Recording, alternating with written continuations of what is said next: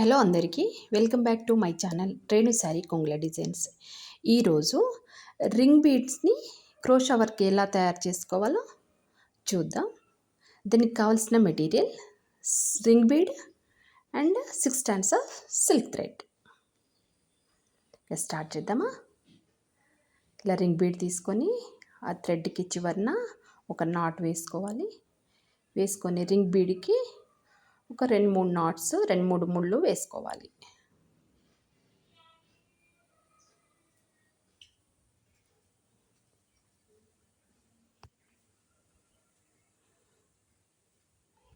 ఇలా వేసుకున్నాక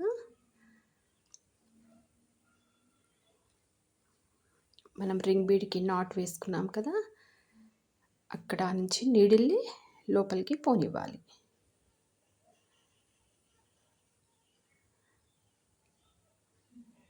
అదేంటంటే సిల్క్ థ్రెడ్ నాట్ గట్టిగా వేసుకుంటాం కదా, రింగ్ బీడ్ జారుతుంటుంది. చిన్న టిప్ ఏంటంటే ఆ 2 థ్రెడ్స్ని పైకి లాగినట్టయితే ఈజీగా నీడిల్ని ఇన్సర్ట్ చేసుకోవచ్చు. ఇప్పుడు సిల్క్ దారాన్ని ఇలా బయటకు తీసి జస్ట్ ఒక 2 చైన్స్ వేసుకోవాలి. తర్వాత నీడిల్కి ఇలా దారాన్ని చుట్టి 2 టైమ్స్ ఒకసారి 2 టైమ్స్ ఒకసారి, అంటే డబుల్ క్రోషా. ఇలా నీడిల్ని ఒకసారి దారం చుట్టి నీడిల్కి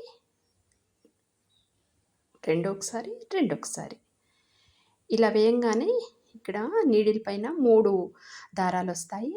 రెండింటిని ఒకసారి వేసి పైకి లాగాక మళ్ళీ ఒకటి క్రియేట్ అవుతుంది. అంటే రెండొకసారి ఇది డబుల్ క్రోషా ప్రీవియస్ వీడియోస్లో కూడా మీరు చూసే ఉంటారు.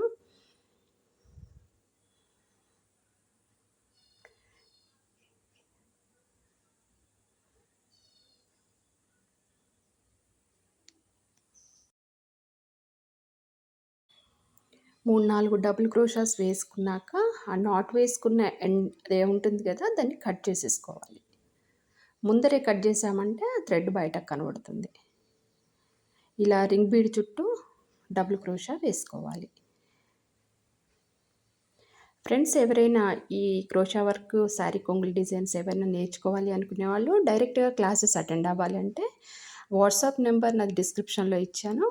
హన్మకొండ, వరంగల్ ఈ సరౌండింగ్స్లో ఉన్న వాళ్ళు డైరెక్ట్ క్లాసెస్ కూడా అటెండ్ అవ్వచ్చు. డైరెక్ట్ కూడా మీరు నేర్చుకోవచ్చు.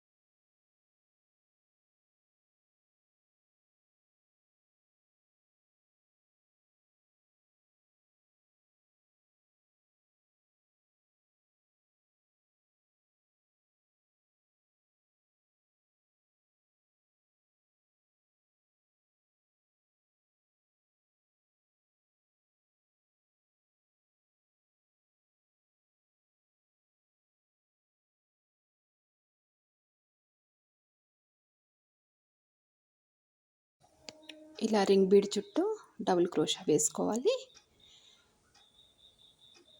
మొత్తం ఫిల్ చేసుకోవాలి. నేనైతే ఒక 26 డబుల్ క్రోషా వేశాను.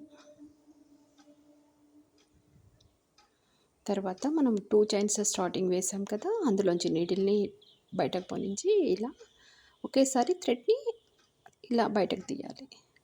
ఓకే. ఎక్స్ట్రా థ్రెడ్‌ని కట్ చేసుకోవాలి.